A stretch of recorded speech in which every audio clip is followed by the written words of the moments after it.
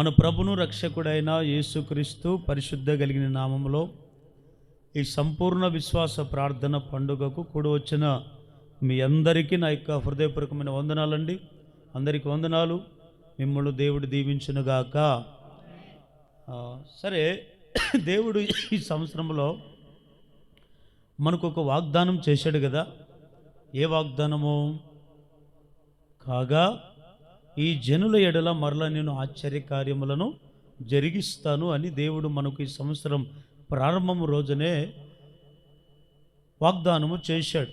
అయితే మన గత జనవరి నెల నుంచి ఒక్కొక్క ఆదివారం దేవుడు ఎవరి జీవితంలో కార్యాలు జరిగిస్తున్నాడు, ఎలాంటి కార్యాలు జరిగిస్తున్నాడో మనం వినుకుంటూ వచ్చాం. ఈ నెలంతా కూడా ఇదే వాగ్దానం మీద చెప్తాను, ఎందుకంటే ఇంకా కొన్ని పాయింట్లు కూడా ఉన్నాయి కనుక ఆ పాయింట్లన్నీ కూడా చెప్తాను. ఇంకా ఎవరి జీవితాల్లో దేవుడు కార్యాలు జరిగిస్తాడో చదువుదాం. పరిశుద్ధ గ్రంథంలో నుండి మొదటి సమూయేలు గ్రంథము 12వ అధ్యాయము 24వ వచనం. ఆయన మీ కొరకు ఎన్ని గొప్ప కార్యములను చేసినో అది మీరు తలంచుకొని మీరు యెహోవాయందు భయభక్తులు కలిగి నిష్కపటులై పూర్ణ హృదయముతో ఆయనను సేవించుట ఆవశ్యకము. మీరు కీడు చేయవారైతే తప్పకుండా మీరును మీ రాజును నాశనమగుదురు. చాలు వినండి. హల్లెలూయా చెప్పండి ఒకసారి.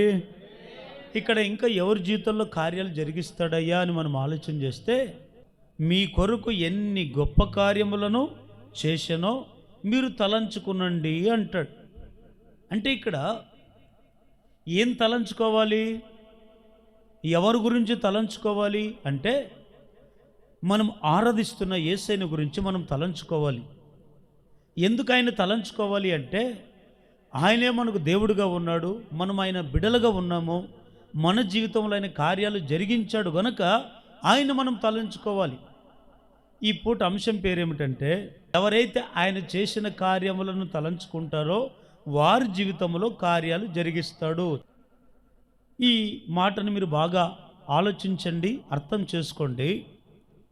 చాలామంది దేవుని కార్యాలు చూస్తారు, దేవుడు కూడా వారి జీవితంలో కార్యాలు జరిగిస్తాడు. జరిగించిన తర్వాత కొందరు ఏం చేస్తారంటే, ఆయన చేసిన మేలులను, ఆయన చేసిన గొప్ప కార్యాలను ఏం చేస్తారు, వెంటనే మర్చిపోతారు. తలంచుకోరు. కొంతమంది తలంచుకోవడం అంటే తలుచుకోవడం. కొంతమంది ఏమంటారంటే, పలానోళ్ళు మా జీవితంలో ఇట్లాంటి మేలులు చేశారండి, కష్టాల్లో కన్నీళ్ళు ఉన్నప్పుడు మమ్మల్ని ఆదుకున్నారండి, మాకు సహకారాన్ని చేశారండి అని మేలులు చేసిన ఒక మనుషుడు తలంచుకుంటుంటాడు కొన్ని సందర్భాల్లో. ఎందుకంటే వాళ్ళ ద్వారా మనకు మేలులు పొందాము కనుక. ఇప్పుడు ప్రతి ఒక్క వ్యక్తి కూడా ఎందుకు మనము ఆయన తలంచుకోవాలంటే, ఆయన మన జీవితంలో గ్రహింపలేని గొప్ప కార్యాలు జరిగించాడు. అందుకని ఒక మాట ఉంటుంది, అడిగిన దానికంటే ఊహించిన దానికంటే అత్యధికమైన గొప్ప కార్యాలు ప్రభు మన జీవితాలు జరిగించాడు. కొన్నిసార్లు అడగం, కొన్నిసార్లు ఊహించాం ఇట్లాంటి మన జీవితాల కార్యాలు జరుగుతాయని. కొన్నిసార్లు మనం దేవా పలానా కార్యాలు జరిగించామని కొన్నిసార్లు మనం అడగం, ప్రార్థించాం. అయినా దేవుడు మనల్ని ప్రేమించి ఏం చేశాడు, మన జీవితంలో గొప్ప కార్యాలు జరిగించాడు. అయితే మానవుని యొక్క స్వభావం ఎట్లుందో తెలుసా? ఈరోజు మానవుని యొక్క బుద్ధి ఎట్లుందంటే, దేవుని చేత మేలులు పొందుకునేంత వరకే దేవుని సేవిస్తారు. దేవుని చేతిలో ఏదైనా కార్యాలు జరిగించే వరకే దేవుని తలుచుకుంటారు, ప్రార్థిస్తారు, దేవుని సేవిస్తారు, ఆరాధిస్తారు. ఎప్పుడైతే వారి జీవితంలో దేవుడు కార్యాలు జరిగిస్తాడో వెంటనే మర్చిపోతారు. చాలామంది జీవితంలో మర్చిపోయేవారుగా ఉండకూడదు, తలంచుకునేవారుగా ఉండాలి. అందుకే కొందరు అంటారు, అయ్యా మా జీవితంలో దేవుడు ఎందుకు కార్యాలు జరిగించట్లేదు, ఒకప్పుడు మేము ప్రార్థన చేస్తే కార్యాలు జరిగించాడు, మరి ఇప్పుడు ఎందుకు కార్యాలు జరిగించట్లేదంటే, నీవు దేవుని కార్యాలు పొందుకున్నావు కాదు, నీకు తలుచుకోవు. పనికి రాని వాటిని తలుచుకుంటున్నావు కానీ చేసిన కార్యాలను తలంచుకున్నవే. అందుకే దేవుడు ఏమనుకున్నాడు తెలుసా, ఈయన జీవితంలో చేసేదానికంటే ఇంకొకరి జీవితంలో చేస్తే వాడైనా మర్చిపోకుండా కృతజ్ఞత కలిగి ఉంటాడని దేవుడు కూడా మన జీవితంలో జరిగించాల్సిన కార్యాలు ఇంకొకరి జీవితంలో జరిగించడానికి ఇష్టపడతాడు. ఎందుకో తెలుసా? కొంతమందికి తలుచుకునే మనసు ఉండదండి. దేన్ని తలుచుకుంటారు కొంతమంది అంటే దేవుని కార్యాలు తలుచుకోరంట. ఏం తలుచుకుంటున్నారు? చదవండి, యెషయా ప్రవచన గ్రంథం 43వ అధ్యాయం 18వ వచనం. మునుపటి వాటిని జ్ఞాపకం చేసుకొనకుడి, పూర్వకాలపు సంగతులను తలంచుకొనకుడి. చాలు. కొంతమంది ఏం తలుచుకుంటారు? దేవుడు చేసిన మేలుని తలంచుకోరంట. కొంతమంది ఏం తలుచుకుంటారంటే ఎప్పుడు మునుపటి వాటిని గురించి తలంచుకుంటారంట. మునుపటి వాటి అంటే చెప్పండి, మునుపటి వాటిని అంటే మన జీవితంలో కొన్ని జరిగిపోయిన సంగతులు, కొన్ని జరిగిపోయిన సంగతులను మునుపటి వాటిని తలుచుకుంటారు. కొంతమంది చూడండి, వాటిని మర్చిపోరు. అరే దేవునిలో స్థిరంగా ఉండండి, మంచిగా ఉండండి. అయ్యా అప్పుడు మా జీవితంలో మేము అప్పుడు అట్లా అయిపోయాం, ఇలా అయిపోయాం.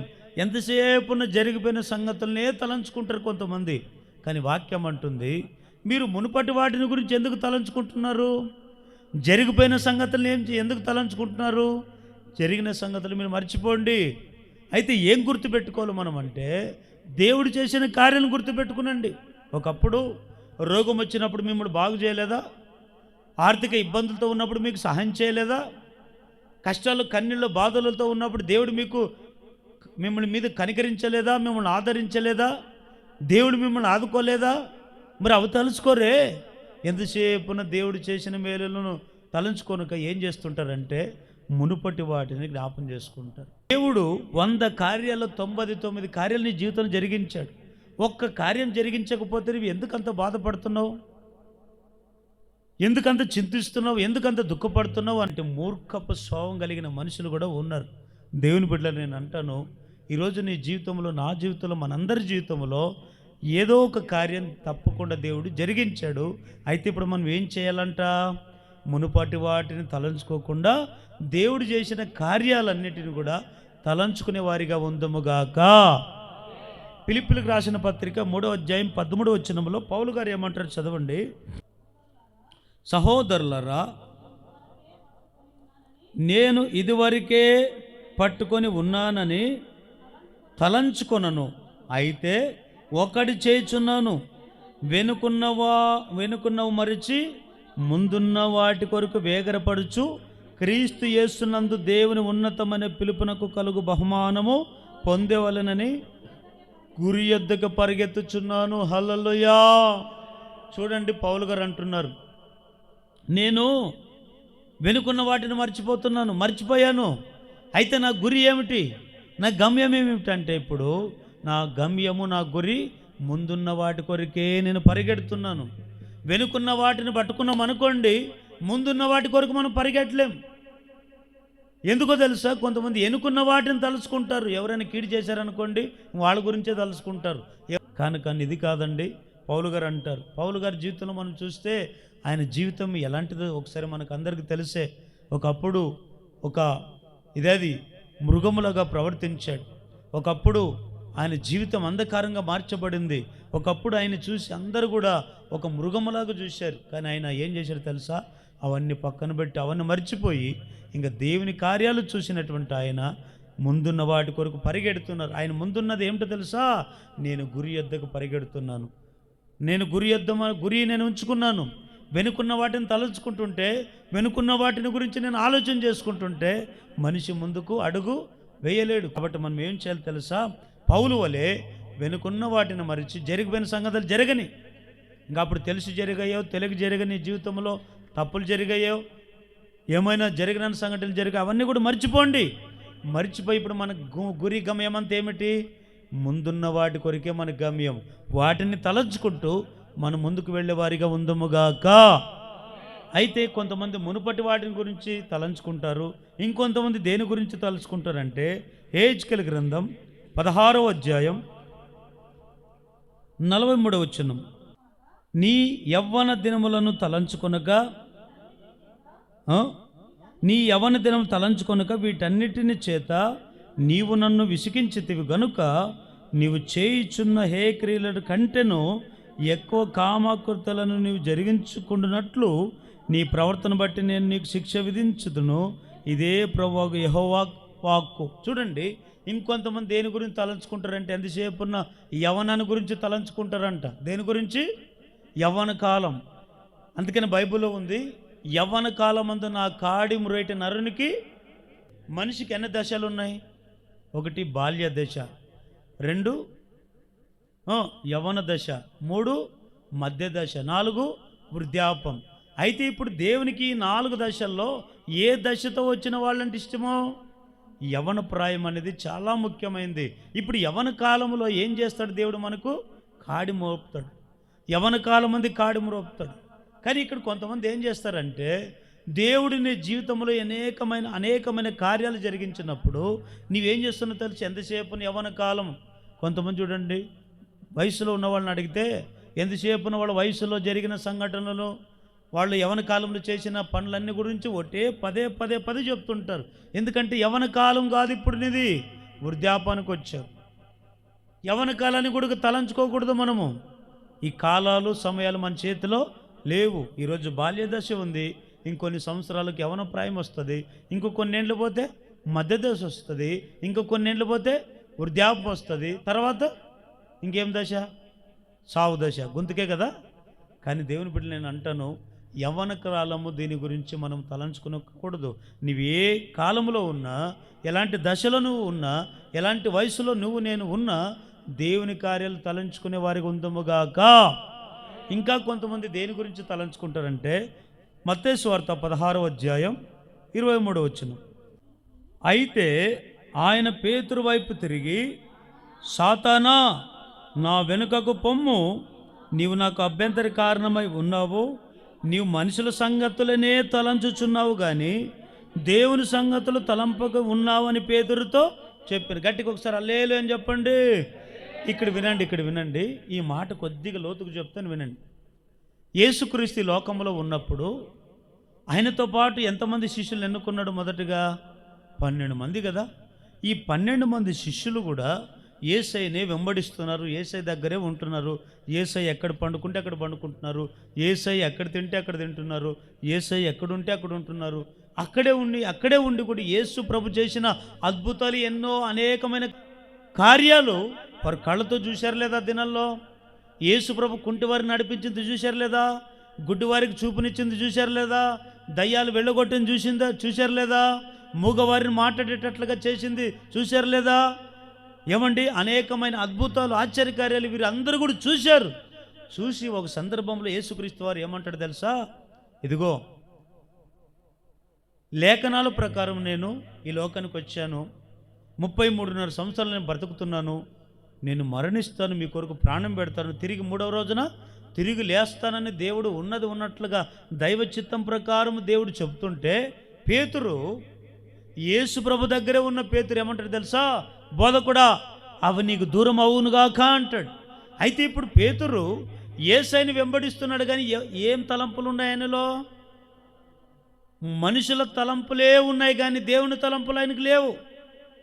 ఎంతసేపున మనుషుల సంగతినే తలంచుకుంటున్నాడు, మనుషుల తలంపులే తలంచుకుంటున్నాడు, కానీ దేవుని తలంపులు లేవు ఆయనలో.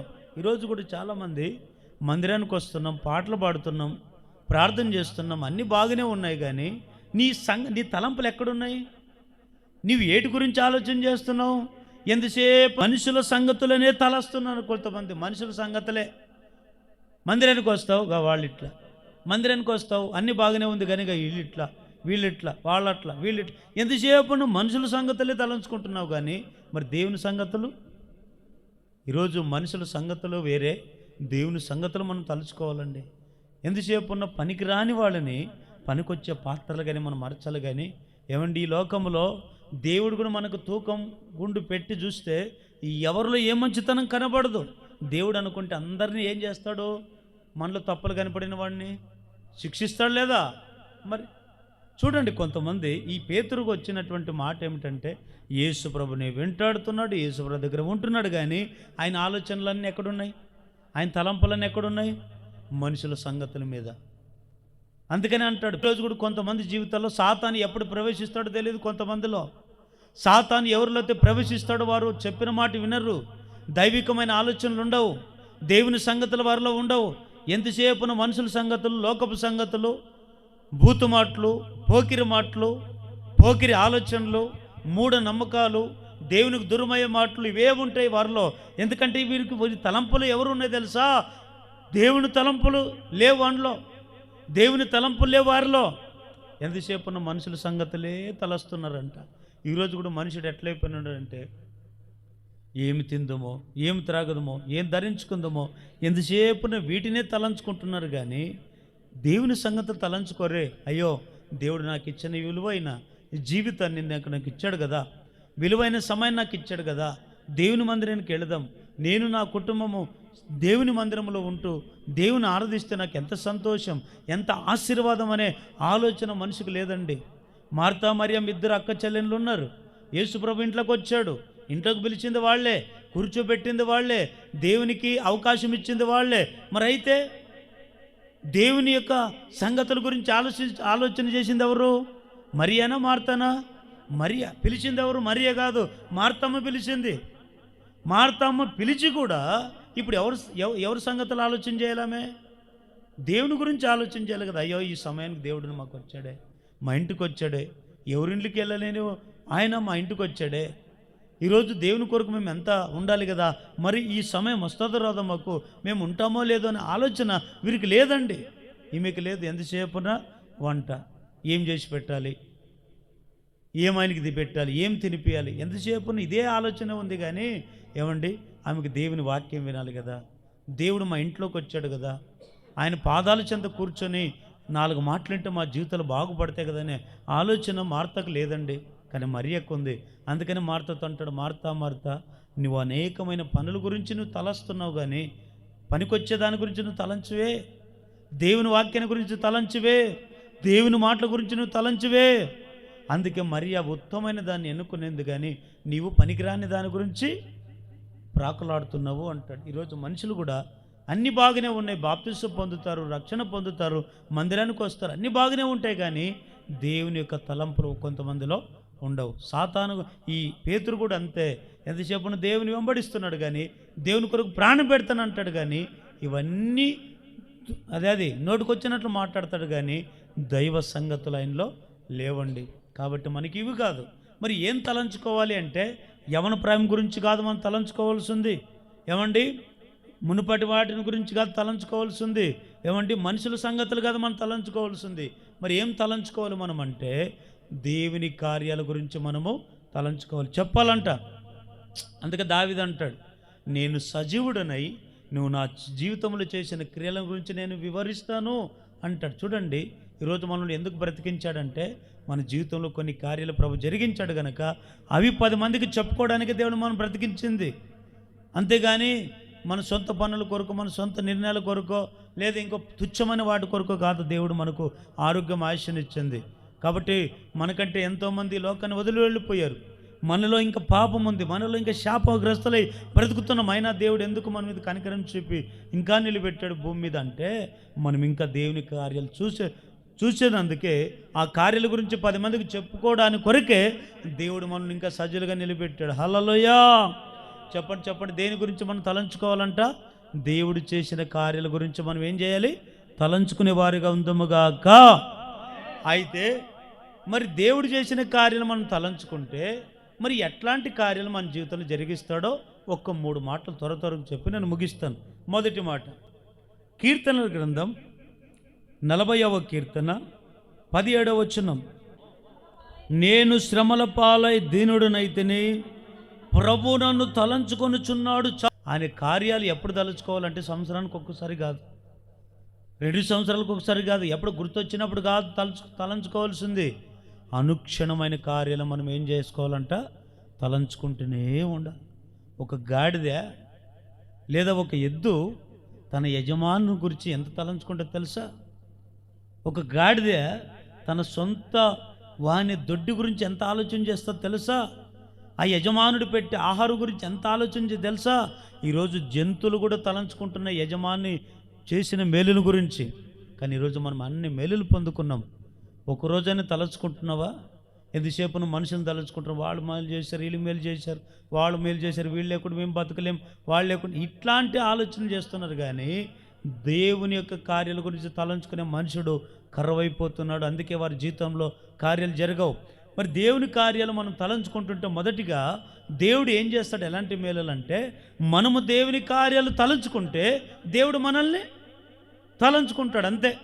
అందుకే ఈ దావీదు అంటాడు, ఏమంటాడు, నేను శ్రమల పాలై దీనుడునైతిని, ప్రభు నన్ను తలంచుకొనుచున్నాడు అంటే. వినండి, ఇక్కడ దావీదుని ఎప్పుడు తలంచుకున్నాడు? కష్టాలు కన్నీళ్ళు లేనప్పుడా, అన్ని బాగున్నప్పుడు తలంచుకుంటున్నాడా, లేదా శ్రమలు వచ్చినప్పుడు దావీదు తలుచుకున్నాడు దేవుడు కదా? ఈరోజు మనం అనుకుంటాం, శ్రమలు కష్టాలు కన్నీళ్ళు వచ్చినప్పుడు దేవుడు ఉన్నాడా, దేవుడు ఉంటే మాకు ఎందుకు ఈ కష్టాలు, దేవుడు ఎందుకు ఉంటే ఇవి ఎందుకు బాధలు, ఇవి ఎందుకు అవమానాలు వస్తాయని కొన్నిసార్లు దేవుని మీద సణుక్కుంటాం. దేవుడు లేడని బుద్ధిహీనంగా మాట్లాడతాం, దేవుడు లేడని 10 మందికి చెప్తాం. కానీ ఈ దావీదు జీవితంలో కూడా శ్రమలు వచ్చాయి, బాధలు వచ్చాయి, నిందలు వచ్చాయి, అవమానాలు వచ్చాయి, అనేక రకరకాల సమస్యలలో నలిగిపోయాడు దావీదు. కానీ అలాంటి సమయంలో దేవుడు ఏం చేశాడు, దావీదుని తలంచుకున్నాడు. దావీదు ఒకప్పుడు కార్యాలు లేనప్పుడు దావీదు జీవితంలో దేవుడు అనేకమైన కార్యాలు జరిగించాడు.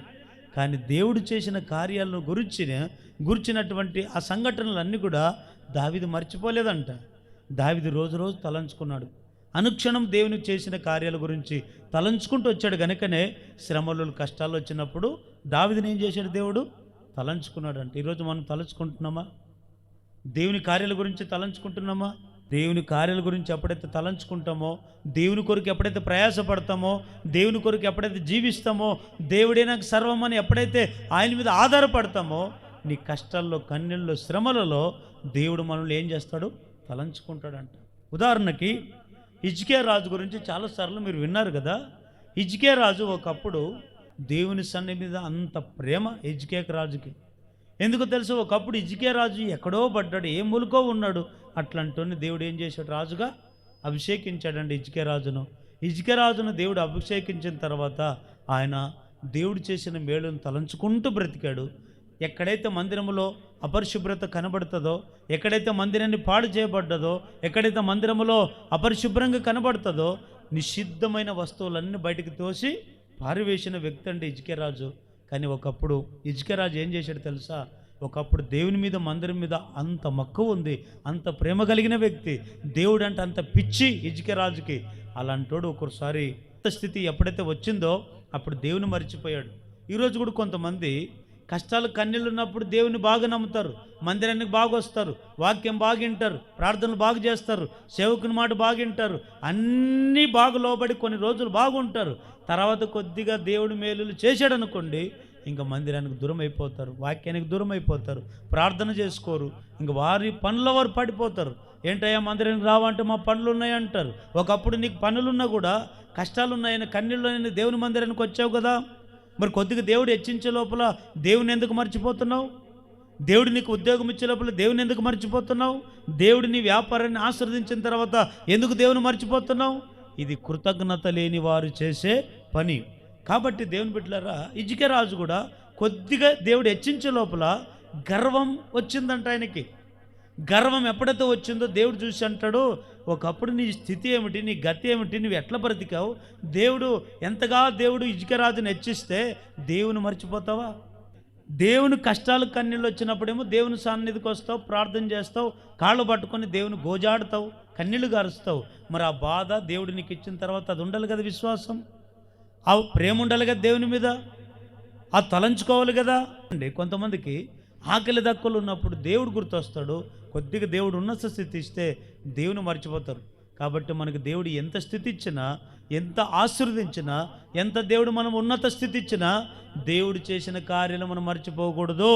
దేవుడు చేసిన కార్యాలు మర్చిపోయిన వ్యక్తి సచ్చిన కుక్క కంటే హీనంగా బ్రతికిన వాడితో సమానం.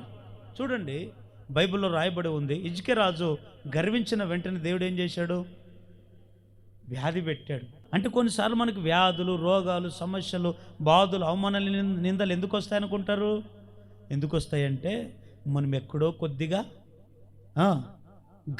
గర్వించుకున్నాం, ఎక్కడో ఒక చోట దేవుళ్ళు తప్పిపోతున్నాం, ఎక్కడో ఒక చోట అహంకారంగా బతుకుతున్నాం. అందుకే ఆ అహంకారము గర్వం తగ్గించడానికే కొన్నిసార్లు రోగాలు పెడతాడు, సమస్యలు వస్తాయి, నిందలు మనకు వస్తాయండి. ఇది వాస్తవం. హిజ్కియా ఆ విధంగా గర్వించాడు కనుకనే రోగం పెట్టాడు. వెంటనే రోగంతో బాధపడ్డాను, మరణకరమైన రోగం వచ్చింది. రోగం వస్తే అప్పుడు ఒక సేవకుని పెట్టి పంపిస్తాడు. ఇదిగో యెషయా, హిజ్కియా దగ్గరికి వెళ్ళి రేపు ఈ వేళకి చచ్చిపోతావని చెప్పమంటాడు. ఈ సేవకుడు వచ్చి అంటాడు, అయ్యా రాజా, నీవు నీ కుటుంబాన్ని ఇంటిని చక్కబెట్టుకో, లేకుంటే దేవుడు నిన్ను చంపేస్తాడంటాడు. ఎంత బాధకరమో కదా. ఒక మనుషుడు చంపేస్తాడంటే తప్పించుకొని తిరిగి వచ్చామో, ఎవరో మనకు శత్రువులు మన మీద నేను చంపేస్తానని బెదిరిస్తే తప్పించుకొని తిరిగి వచ్చామో, సాక్షాత్తు దేవుడే చంపేస్తానన్నప్పుడు ఇంకెక్కడ తప్పించుకొని తిరుగుతావు? ఏ మూలను దాచుకుంటావు? ఏ ప్రాంతంలో ఉంటావు? నువ్వెక్కడున్న దేవుడు చంపుతాడు. కానీ హిజ్కియా ఏం చేశాడు తెలుసా? ఎప్పుడైతే సేవకుడు ఆ మాట అన్నాడో వెంటనే ఏం చేశాడు? అక్కడ చదవండి ఇప్పుడు, యెషయా ప్రవచన గ్రంథం 38వ అధ్యాయం మొదటి 2 వచనాలు. ఆ దినములలో ఏ రోగం వచ్చిందంటండి? మరణకరమైన రోగము కలగగా ప్రవక్తయు ఆమోజు కుమారుడునైన యెషయా ఆయన యొద్దకు వచ్చి, నీవు మరణమగుచున్నావు, బ్రతకవు గనుక నీవు నీ ఇల్లు చక్కబెట్టుకోమని యెహోవా సెలవిచ్చుచున్నాడని చెప్పగా. చూడండి ఎంత బాధకరమైన మాట కదా. నీవు బ్రతకవు, నువ్వు ఖచ్చితంగా చస్తావు అన్నాడు లేదు ముందు దేవుడు. అన్న వెంటనే ఇప్పుడు ఏమంటాడు? అప్పుడు వెంటనే అతడు తన ముఖమును గోడ తట్టు త్రిప్పుకొని, యెహోవా యథార్థ హృదయముడునై సత్యముతో నీ సన్నిధి నేను ఎట్లా నడుచుకుంటునో, నీ దృష్టికి అనుకూలంగా సమస్తం నేను ఎట్లా జరిగించుతునో కృపతో జ్ఞాపకం చేసుకోమని హిజ్కియా కన్నీళ్లు విడిచుచు యెహోవాను ప్రార్థింపగా, యెహోవా వాక్కు యెషయాకు ప్రత్యక్షమై ఇలాగ సెలవిచ్చుము. ఏమంటాడు అప్పుడు దేవుడు?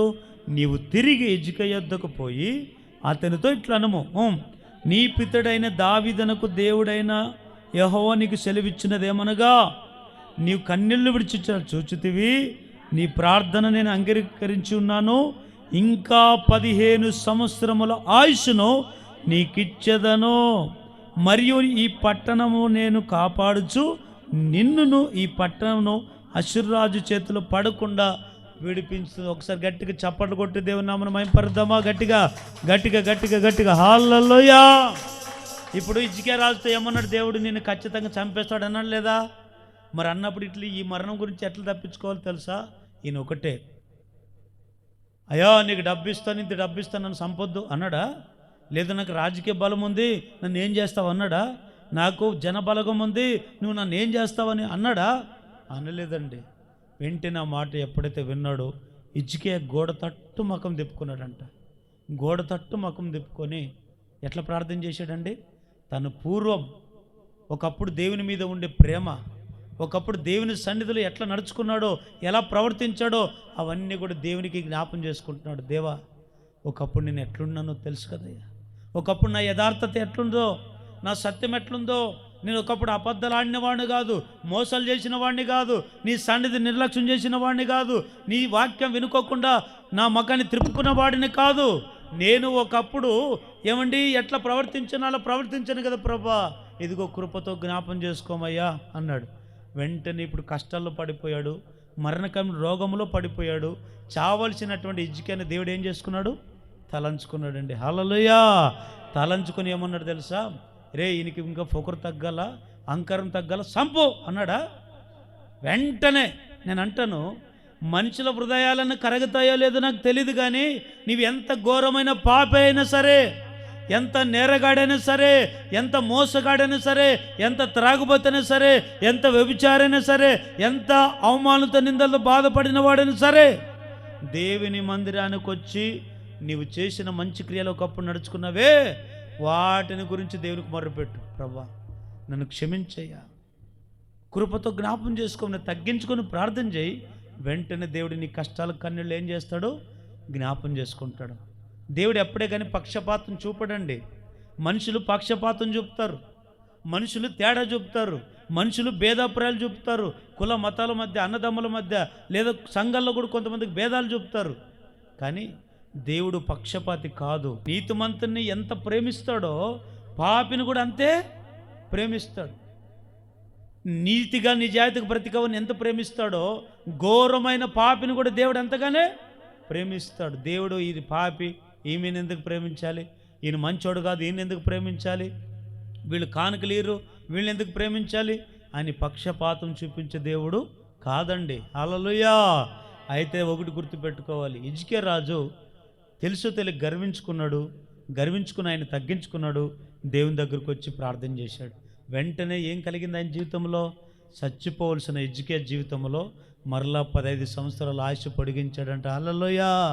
అయితే ఆ కష్టాలలో, కన్నీళ్ళలో ఎవరు తలంచుకున్నాడు? దేవుడు హిజ్కియాను తలంచుకున్నాడు. అంటే దేవుని దృష్టిలో అప్పుడు హిజ్కియాకు ఉన్నాడా లేదా?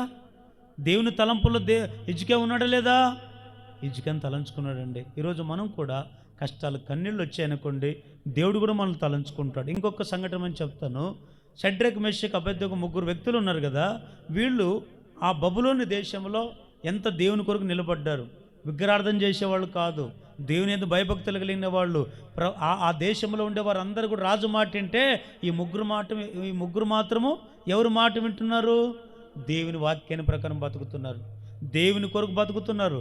చావైనా దేవుని కొరకు, బతుకైనా అని త్యాగం, రోషం ఉండాలి మనకి. ఈరోజు రోషం లేని సేవ, రోషం లేని విశ్వాసం, రోషం లేని భక్తి సచ్చిన కుక్కతో సమానం.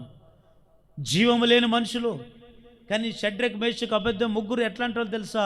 ఐక్యతలో నెంబర్ 1, దేవునిలో బలపడే విషయంలో నెంబర్ 1, అన్ని విషయాల్లో నెంబర్ 1 ఉన్నారు వాళ్ళు. కానీ ఆ దేశంలో ఉండే అందరూ కూడా రాజు మాట విన్నారు. ఈ 3 మాత్రం దేవుని మాటే వింటున్నారు. విగ్రహాన్ని పెట్టాడు రాజు, రే అందరూ మొక్కండ్రా, అందరంటే ఇదే దేవుడు అని చెప్పి ఆ విగ్రహాన్ని పూజ చేయమని చెప్పాడు, నమస్కరించమన్నారు. అందరు నమస్కరిస్తుంటే ఈ షడ్రక్, మేషక్, అబేద్నెగో మాత్రం 3 మాత్రం నిలబడ్డారు. అందరు సాగిలపడి మొక్కుతుంటే ఈ 3 మాత్రం లేచి నిలబడ్డారు. ఈ రాజు చూశాడు, రే ఎవర్రా 3? తీసుకురండి వారిని అన్నాడు. తీసుకొచ్చారు. ఎవరు మీరు? జీవం కలిగిన యెహోవాను సేవిస్తున్న సేవకులం అని చెప్పారు. ఏం మొక్కండి, మీరు ఎవరైనా సరే మొక్కండి అన్నాడు. మేము మాత్రం మొక్కం, అగ్నిగుండంలో పడేస్తామన్నారు. నీవు అగ్నిగుండంలో పడేసినా మాకేం చింత లేదు అంటున్నారు. చూడండి ఎంత భక్తి, ఎంత ధైర్యమో. ఈరోజు కొద్దిగా ఎవరైనా మనం బెదిరించారనుకోండి, వాళ్ళకు లోపడతాం, వాళ్ళకి ఇష్టం వచ్చినప్పుడు ప్రవర్తిస్తాం. కానీ షడ్రక్, మేషక్, అబేద్నెగో ఈ 3 మాత్రము వారి మాట వినలేదు. 3 అగ్నిగుండంలో పడేశారు. పడివేసినా కూడా ఎట్లున్నారు 3? దేవుని తలంచుకున్నారు. దేవుడు తలంచుకుంటుంటే దేవుడు వదిలిపెడతాడా? దేవుడు చూస్తూ చూస్తూ తన భక్తులు కాలిపోతుంటే అట్లాగే ఉంటాడా? అట్లాగే ఉండడానికి ఆయన విగ్రహం కాదు. అట్లాగే చూస్తూ చూస్తూ నాశనం అవుతున్న తన బిడ్డలను, భక్తులను చూస్తూ ఏమంటే చేతులు కట్టుకొని ఉండడానికి ఆయనకి రోషం లేని దేవుడు కాదు. వెంటనే దేవుడు ఆ 4వ రూపంగా సంచరించాడంటే అగ్నిగుండంలో. హల్లెలూయా. వెంటనే ఏ రాజు అయితే 3 వ్యక్తులను పడేశాడో అదే రాజు కండ్లకి ఎంతమంది కనబడుతున్నారు? 4 కనబడుతున్నారు. సైనికుని పిలిచి అంటాడు, రే మనం పడేసింది 3 కదరా అంటే 3 అంటాడు. మరి 4వ వ్యక్తి కనబడుతున్నాడు ఏంట్రా అంటున్నాడు. ఆ 4వ వ్యక్తే మనం తలంచుకునే దేవుడు. హల్లెలూయా. ఇప్పుడు ఆ షడ్రక్, మేషక్, అబేద్నెగో కష్టాల్లో, కన్నీల్లో కూడా దేవుడు తలంచుకున్నాడా లేదా? నేను అంటాను, అగ్ని దేనికి సాదృశ్యం అంటే శ్రమలకు. అగ్ని దేనికి సాదృశ్యం? అగ్ని లాంటి పరీక్షలు కొన్ని వస్తాయి మనకు. ఒకటి పోతే ఒక శోధన, ఒకటి పోతే ఒకటి అవమానం, ఒకరంటే ఒకరు పడదు, ఒకరంటే ఒకరు గిట్టదు. కొన్నిసార్లు లేనిపోని నిందలు మోసుకుంటున్నాం, కొన్నిసార్లు లేనిపోని అవమానాలు మనకి ఎంటాడవచ్చు. ఇలాంటి అగ్ని పరీక్షల్లో కూడా దేవుడు మనలో, దేవుని పట్ల మనం తలంచుకుంటే దేవుడు అలాంటి కష్టాల్లో కూడా దేవుడు మనల్ని తలంచుకుంటాడు. తలంచుకోవడం కాదు, మన జీవితంలో గ్రహింపలేని గొప్ప కార్యాలు జరిగించునుగాక. రెండవది ఇంకా ఏం చేస్తాడు? దేవుని కార్యం మనం తలంచుకుంటుంటే 2వ సమూయేలు గ్రంథము 10వ అధ్యాయము 12వ వచనం, అప్పుడు ధైర్యము తెచ్చుకొమ్ము, మన జనులను మనము దేవుని పట్టణంలో తలంచుకొని ధైర్యము తెచ్చుకొందుము, తన దృష్టికి ఏది అనుకూలమో యెహోవా దానిని చేయునుగాకని అభిషేక్తో చెప్పాను. చాలు, ఇక్కడ వినండి. దేవుని కార్యాలు మనం తలంచుకుంటే రెండవది దేవుడు ఏం చేస్తాడు మన జీవితంలో అంటే ధైర్యం ఇస్తాడంట. ఏమిస్తాడు? చెప్పండి అందరు చెప్పండి. ఏం ఇస్తాడు? ధైర్యం. ఈరోజు మన అందరికి ధైర్యం అవసరమా వద్దా? ధైర్యం కావాలి కదా. ప్రతి మనిషికి ధైర్యం కావాలి. ధైర్యం లేకపోతే మనుషుడు ఏ పని చేసుకోలేడు. ధైర్యం లేకపోతే ఎవరితో మాట్లాడలేడు. ధైర్యం లేకపోతే ఎక్కడికి వెళ్ళలేడు. ధైర్యం లేకపోతే ఏమి చేసుకోలేడు. అందుకే ప్రతి మనిషికి ఏం కావాలో తెలుసా? ధైర్యం. ఏం కావాలి చెప్పండి? ఏం కావాలి? ధైర్యం కావాలి. ఆనాడు యేసుక్రీస్తు మరణించి 3వ రోజున తిరిగి లేచి అహరోణమై వెళ్ళిపోయేటప్పుడు దేవుడు ఏం చెప్పాడు తెలుసా? మీరు సర్వలోకానికి వెళ్ళి సర్వశిష్యుకి సువార్త ప్రకటించండి, నా పేరుట అనేకులు శిష్యులు తయారు చేయండి అని చెప్పి శిష్యులకు చెప్పి వెళ్ళిపోయాడు. చెప్పి వెళ్ళిపోయిన తర్వాత ఈ పేతురు, యోహానులు, ఆంద్రయ్య వీళ్ళందరూ కూడా దినాల్లో ఉన్నారు.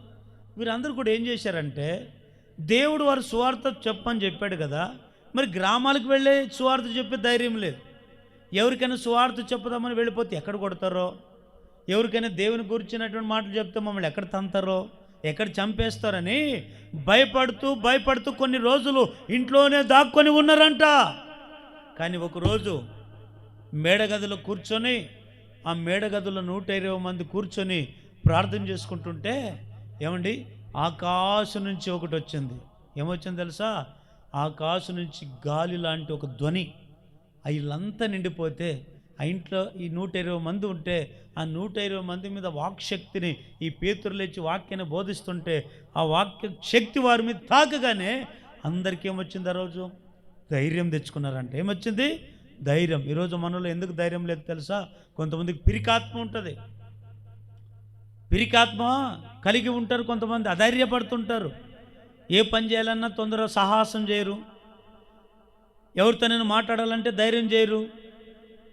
కొంతమంది ఎవరినైనా ఎదిరించాలంటే కూడా ధైర్యం చేయరు. ఎందుకో తెలుసా? కొందరిలో ఉండే పిరికాత్మ.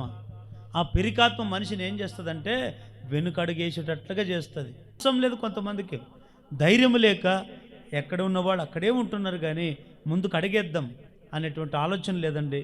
యోహాను సువార్త 16వ అధ్యాయం 33వ వచనం, నా యందు మీకు సమాధానం కలుగునట్లు ఈ మాటలు మీతో చెప్పుచున్నాను.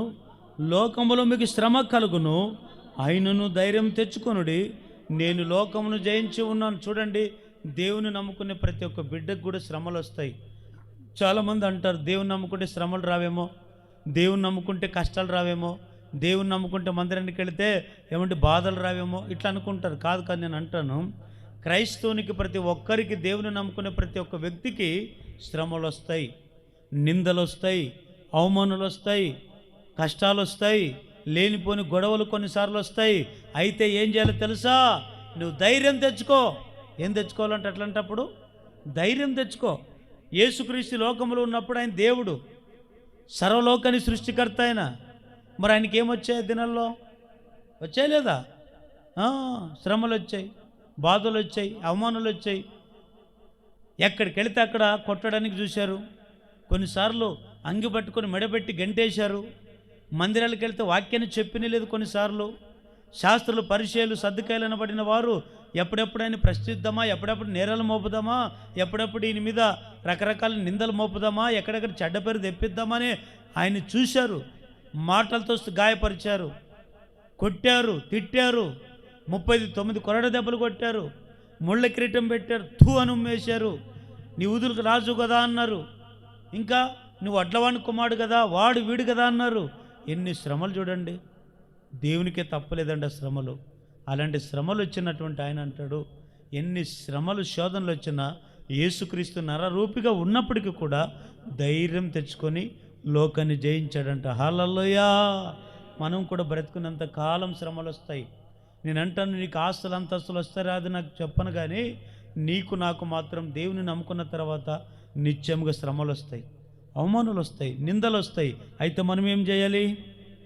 లోకములో మనకు శ్రమ కలుగుతుంది, లోకంలో నిందలు కలుగుతాయి.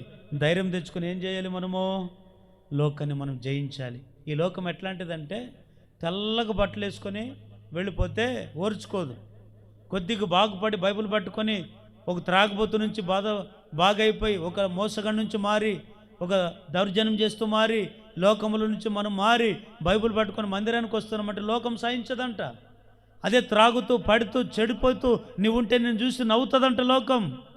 అదే అలాంటి స్థితిలో ఉన్న నీవు బాగుపడి మందిరానికి వచ్చి దేవుళ్ళు ఎదుగుతుంటే అంట నీ మీద అనేకమంది నిందలేస్తుందంట, అవమానాలే మాట్లాడతారంట, శ్రమలు పెడతారంట. కాబట్టి అలాంటి శ్రమలు వచ్చాయని దేవుని మందిరం వదిలిపెట్టి ఇంట్లో ఉండడం కాదు, అలాంటి శ్రమలు నిందలు వచ్చాయని దేవుని వాక్యం వినుకోకుండా ఉండడం కాదు, ప్రార్థన చేయకుండా ఉండడం కాదు. అలాంటప్పుడే ధైర్యం తెచ్చుకొని మనకు వచ్చిన కష్టాల కన్ను నుంచి జయించుదుముగాక. గట్టిగా ఆమేన్ చెప్పండి. హెబ్రీయులకు రాసిన పత్రిక 13:6 ప్రభు నాకు సహాయకుడు, నేను భయపడును, నరమాత్రుడు నాకేమి చేయగలడు అని మంచి ధైర్యంతో చెప్పగలవారమే ఉన్నాము. మనం ఎట్లాంటి వాళ్ళంటే, నరులు నాకేం చేస్తారు, వాళ్ళు నన్ను బెదిరించినంత మాత్రాన నన్ను ఏం చేస్తారు, వీరు నా మీద నిన్ను నిందలేసినంత మాత్రం అవేం చేస్తాయి అని క్రైస్తవుడికి ఏం చేయాలి, మనకు మనమే మంచి ధైర్యం తెచ్చుకొని ముందుకు అడిగేయాలి. కానీ కొంతమంది అట్లా అడిగేయరు, అలాంటి ధైర్యం తెచ్చుకోరు. ఏం చేస్తారంటే శ్రమలకి బాధలకి కుమిలిపోయి 4 గోడల మధ్య ఉంటూ ఆఖరికి వారి జీవితాలని పాడు చేసుకుంటున్నారు. కాదు, ఒక క్రైస్తవుడిగా నీకు నిందలు వస్తాయి. నేను క్రైస్తవుడికి ఏమొస్తాయి తెలుసా? శ్రమలు వస్తేనే మనం ఎదిగేది, రోగాలు వస్తేనే మనం బాగుపడేది. దేవుడు మనకి శ్రమల కొలిములు పెడితేనే, ఇబ్బందుల కొలిము పడేస్తేనే దేవుని గురించిన కార్యాలు మనం చూస్తాం. మనకు శ్రమలు రాకూడదని కోరుకునేవాడు క్రైస్తవుడు కాదు, నాకు ఏ బాధలు రాకూడదని నేను కోరుకునేవాడు క్రైస్తవుడు కాదు, శ్రమలు రావాలని కోరుకోవాలి. అందుకని ఇక్కడ అంటాడు, మనం అందరం అన్ని విషయములలో మంచి ధైర్యంతో చెప్పేవారుగా మనం ఉండాలి. నరుల గురించి మనం చింతించకూడదు. నరులు మనకి ఏం చేస్తారు, వాళ్ళు ఏం చేస్తారు, ఎవరు ఏం చేయలేరు, అన్ని గాలు మాటలే. అయితే మనకి ఎన్ని శ్రమలు వచ్చినా మంచి ధైర్యంతో ఉందుముగాక. లూకా సువార్త 18:13 చదవండి ఒకసారి. సుంకరి దూరంగా నిలుచుండి ఆకాశం వైపు కనిలెత్తుటకైనను ధైర్యం చాలక రొమ్ము కొట్టుకొనుచు, దేవా పాపిని నన్ను కరుణించమని పలికెను. అతని కంటే ఇతడు నీతిమంతుడుగా తీర్చబడి తన ఇంటికి వెళ్ళనని మీతో చెప్పుచున్నాను. చాలు ఇక్కడ వినండి. ఓ దేవాలయానికి 2 మనుషులు వచ్చారు, ఒకడు పరిసయ్యుడు, ఇంకొకడు సుంకరి. పరిసయ్యుడు నీతిమంతుడా, సుంకరి నీతిమంతుడా? పరిసయ్యుడు నీతిమంతుడు, సుంకరి పాపి. దేవాలయానికి 2 మనుషులు వస్తే పరిసయ్యుడు ఇక్కడ నిలబడి దేవునితో మాట్లాడి ప్రార్థన చేస్తున్నాడు. దేవా నాయనకు నిలబడిన అదిగో ఆ సుంకరి వల్లే నన్ను ఉండు, నన్ను కృతజ్ఞతలు చెల్లిస్తున్నాను, వారానికి 2 సార్లు ఉపవాసం ఉంటున్నా, నేను సంపాదించిన దాంట్లో 10% నీకు ఇస్తున్నా, వాళ్ళలాగా లేను, నన్ను వీళ్ళలాగా లేను, వాళ్ళు చెడ్డోడు వీళ్ళు చెడ్డోడు, నేను ఎక్కడో మంచోడని తనలో తాను హెచ్చించుకొని ప్రార్థన చేస్తున్నాడు. ఈయన ధైర్యంతో ప్రార్థన చేస్తున్నాడు, ఎందుకంటే పాపి కాదు కదా. మరి సుంకరి పాపంతో మందిరానికి వచ్చాడు. పాపులకు ధైర్యం ఉంటుందా? పాపం చేసిన వానికి ధైర్యం ఉంటుందా? దేవాలయానికి లోపలికి రావడానికి కూడా ధైర్యం సావాసం చేయరు. ఎందుకో తెలుసా? పాపి. కొంతమంది ప్రభు బలులలో పాల్గొన్నారు, ఎందుకో భయం. నేను పాపం చేశానే, నేను బూతు మాటలు మాట్లాడానే, నేను సినిమాలు సీరియల్ చూశానే, చేరైన ఘోరమైన పాపాలు చేశానే, అందుకే ప్రభు బల్ల తీసుకోవాలంటే కొంతమందికి భయం. ఎందుకో తెలుసు? ఒక పాపిగా ఉండవేమో. పాపిగా ఉండే ప్రతి ఒక్క వ్యక్తి ఏం చేస్తాడు? వారిలో ఏముంటుంది? ధైర్యం ఉంటుందా? అధైర్యం ఉంటుందా? ఆ ధైర్యం ఉంటుంది, భయపడతారు. కాబట్టి ఈ సుంకరి కూడా పాపి కనుక ఆ తల దించుకొని వచ్చాడంటే మందిరానికి తల దించుకొని ఉన్నాడు, ధైర్యం లేదు. ఎప్పుడైతే దేవునికి ప్రార్థన చేశాడు, దేవా పాపినైనా నన్ను క్షమించమని ఎప్పుడైతే దేవుని కోరుకున్నాడో, వెంటనే దేవుడు ఏం చేశాడు? పాపిగా ఉన్న సుంకరిని నీతిమంతుడిగా మార్చాడు. నీతిమంతుడిగా ఎప్పుడు మార్చబడ్డాడో ధైర్యం తెచ్చుకొని ఇంటికి వెళ్ళిపోయాడు. హల్లెలూయా. ఈరోజు మనం అందరం మందిరంలో ఉండే ప్రతి ఒక్కరు పాపులమై ఉండొచ్చు, ఏదో ఒక స్థితిలో పాపంలో పడిపోయవచ్చు, ఏదో ఒక స్థితిలో రోగంలో పడిపోవచ్చు, ఏదో ఒక స్థితిలో చేయరాని పాపాలు చేసి ఇంకా దేవునికి ఇష్టం లేని కార్యాల్లో పడిపోయి ఉండొచ్చు, అధైర్యపడుతూ ఉండొచ్చు. నేను అంటాను, నీవు ఎలాంటి స్థితిలో నువ్వు ఉన్నా దేవుని మందిరికి వచ్చిన నీవు ఇది సుంకరవలె నీ పాపాన్ని ఒప్పుకొని విడిచిపెట్టినట్లయితే అధైర్యాన్ని తొలగించి ధైర్యము నీకు అనుగ్రహించునుగాక.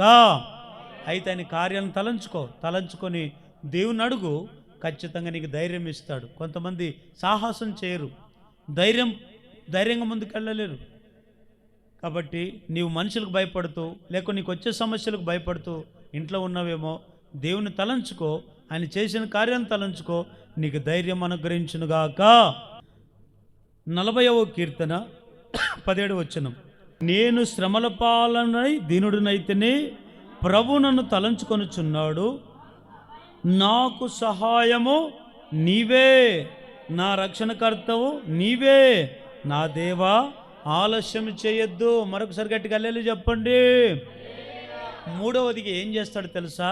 ఎవరైతే దేవుని కార్యాలను తలంచుకుంటారో, మూడవదిగా ఎవరైతే దేవుని కార్యం గురించి తలంచుకుంటూ ఉంటారో అట్లాంటి వారికంట దేవుడు సహాయం చేస్తాడంట. ఏం చేస్తాడు చెప్పండి? మూడవది ఏం చేస్తాడండి? సహాయం. సహాయం అనేది రకరకాలుగా ఉంది. చాలామందికి సహాయం కావాలా వద్దా? కావాలి కదా. ఏదైనా సహాయం కావాలనుకున్నప్పుడు మనుషుల సహాయం కొరకు ఎదురు చూస్తాం. కొన్నిసార్లు ఏదైనా సహాయం కావాలనుకున్నప్పుడు వారు సాయం చేస్తారో వీళ్ళు సాయం చేస్తారో అని మనం మనుషులను వెతుకలాడుతుంటాం కొన్ని సందర్భాల్లో. కానీ కొన్నిసార్లు సహాయం చేస్తామన్న వాళ్ళే కొన్నిసార్లు మనకు దూరంగా ఉంటారు, సహాయం చేయరు. అందుకని బైబిల్లో ఉంది, మనుషుల సహాయము వ్యర్థము అంటాడు. మనుషులు సహాయం చేస్తామంటారు, కనబడుకోకుండా కనుమరుగైపు తిరుగుతూ ఉంటారు. కానీ దేవుడు ఆయన కార్యాలను తలంచుకుంటే నీకు సహాయం చేస్తాడు. ఆయన ఏ సహాయం కావాలో అవన్నీ కూడా సహాయం చేస్తాడు. దేవుని సహాయం కొరకు మనం ఎదురు చూద్దాం. అందుకని 121వ కీర్తనలు ఏమని రాయబడి ఉంది? కొండల తట్టు నా కన్నులెత్తి చూచుచున్నాను, ఎవరి వలన నాకు సహాయం కలుగుతుంది అంటే కేవలం యెహోవా వలనే అంటాడు. ఎవరు మనకు సహాయం చేస్తారు? యెహోవా. అంటే దేవుడు మనకు సహాయం చేస్తాడు. రోగం వచ్చిందా? దేవుని వైపు, దేవుని కార్యాలను తలంచుకో, ఆయన తలంచుకో, ప్రార్థించు. దేవా నాకు ఈ కష్టాలు ఉన్నాయి, ఈ బాధలు నేను తలంచుకుంటే దేవునికి సహాయం చేస్తాడు, నీ కష్టాల నుంచి విడిపిస్తాడు. లూకా సువార్త 8వ అధ్యాయంలో మీరు తర్వాత మీరు చదువుకోండి. ఓ సందర్భం అక్కడ జరుగుతుంది. ఏమిటి ఆ సందర్భం అంటే, యేసు ప్రభుతో పాటు శిష్యులు కూడా అర్ధరాత్రి వేళ దోణిలో ఎక్కి సముద్రంలో ప్రయాణిస్తూ ఉన్నారు. ప్రయాణిస్తూ ఉంటే అర్ధరాత్రి వేళ ఏమొచ్చింది తెలుసా? దోణి ఆ సముద్రంలో వెళుతూ ఉంటే, ప్రయాణంలో ఉంటే వెంటనే ఆ దోణి చుట్టూ ఏమొచ్చింది? అలలు వచ్చాయి, తుఫాను వచ్చింది, గాలి వచ్చింది. గాలి వచ్చి తుఫాను వచ్చి అప్పుడు ఏం జరిగిందంటే, ఆ గాలి తుఫాను ఏం చేసిందా? ఆ ఓడను ఏం చేసింది? పైకి కిందికి, పైకి. అంటే ఆ ఓడ మునిగిపోతుందో, ఆ ఓడలో ఉండే శిష్యులందరూ కూడా కలవరపడ్డారు, భయపడ్డారు, అధైర్యపడ్డారు. ఆ కష్టాలు, కన్నీళ్ళు వచ్చాయి. అయ్యో మేము చచ్చిపోతాం, మా ఓడ, మా దోణి మునిగిపోతుందో, మేమున్నా ఇంతమంది చనిపోతామేమని చెప్పి భయపడుకున్నారండి. ఆఖరికి ఏం చేశారు తెలుసా? ఆ దోణిలో యేసుక్రీస్తు వారు ఉన్న సంగతి మర్చిపోయారు కాసేపు. అప్పుడు ఎప్పుడైతే మర్చిపోయారో వెంటనే ఏమనుకున్నారు తెలుసా? యేసుప్రభు అక్కడికే పడుకొని నిద్రపోతూ ఉన్నాడంట. వెంటనే యేసని తలుచుకున్నారే, మా దోణిలో యేసుక్రీస్తు వారు ఉన్నారు కదా. యేసుక్రీస్తు వారిని తలంచుకొని ఏమన్నారు తెలుసా? బోధకుడా, యేసయ్యా, మేము నశించిపోతున్నాం, మాకు సహాయము చేయమని అడిగారు. యేసు ప్రభు వెంటనే నిద్రపోతున్న ఆయన ఠకాన్ లేచి ఏమన్నాడు తెలుసా? వెంటనే గాలిని ఆపాడంట, ఆ తుఫాను ఆపాడు. వెంటనే చేయి చాపిన వెంటనే ప్రకృతి ఆయనకి లోబడింది. వెంటనే వాళ్ళకి ఏం జరిగిందంటే సహాయం. ఎలాంటి సహాయము? ప్రాణాపాయం లేకుండా తప్పించే సహాయం. ఓడ మునిగిపోయే పోకుండా కాపాడే సహాయం చేశాడు. వెంటనే ఏమన్నారు తెలుసా? ఈయన ఎవరో, గాలి, ఈ ప్రకృతి లోబడుతుంది కదా, ఈయన ఎవరో అనుకున్నారంట. చూడండి, నేను అంటాను, ఓడ అంటే సంఘానికి సాదృశ్యం. అక్కడుండే శిష్యులందరూ కూడా విశ్వాసులకు సాదృశ్యం. యేసయ్య మన ఓడనే ఈ సంఘములో ఉంటే మనకు సహాయం చేస్తాడు. సహాయం చేయాలంటే మనం ఏం చేయాలి? దేవుడు చేసిన కార్యాలను తలంచుకోవాలి. కొంతమంది సహాయం పొందుకునేంత వరకే మనుషుని తలంచుకుంటాం, సహాయం పొందుకునేంత వరకే దేవుని తలంచుకుంటాం. సహాయం పొందుకున్న తర్వాత ఇంకా మనము కంటికి కనబడతామా? కనబడలేమండి. అలా ఉండకూడదు. ఒకసారి సాయం చేస్తాడు, 2-3 సార్లు నువ్వు ఇంకా దేవునికి సహాయకారిగా ఉండి కృతజ్ఞత లేకుండా తిరిగితే రెండోసారి అని దేవుడు సాయం చేస్తాడా? చెయ్యడండి. కాబట్టి మనమందరం సహకారం పొందుకోవాలి. సాయం పొందుకోవాలంటే దేవుని మనం తలుచుకునే వారిగా ఉందముగాక. చెప్పండి, ఏం తలంచుకోవాలి మనము? మునుపటి వాటిని తలంచుకోవాలా? యవన ప్రేమ గురించి తలంచుకోవాలా? లేకుంటే మనుషుల సంగతి తలంచుకోవాలా? ఏం తలంచుకోవాలి? దేవుని కార్యాలను తలంచుకునే వారిగా ఉండాలి. దేవుని కార్యాలను జీవితాంతం తలంచుకుంటుంటే దేవుడు ఏం చేస్తాడు? ఎట్లాంటి కార్యాలు జరిగిస్తాడు? ఒకటి, కష్టాలు కన్నీళ్ళు వచ్చినప్పుడు దేవుడు మనల్ని తలంచుకొని కార్యాలు జరిగిస్తాడు. రెండవది, అధైర్యపడుతున్నప్పుడు ధైర్యం ఇస్తాడు. మూడవది, ఏ దిక్కు నుంచి మనకు సహాయం అందుకోకున్నప్పుడు దేవుడే మనకు సహాయము చేస్తాడు. అంతవరకు తోడుగా ఉంటాడు, అంతవరకు కాపాడుతాడు. హల్లెలూయా.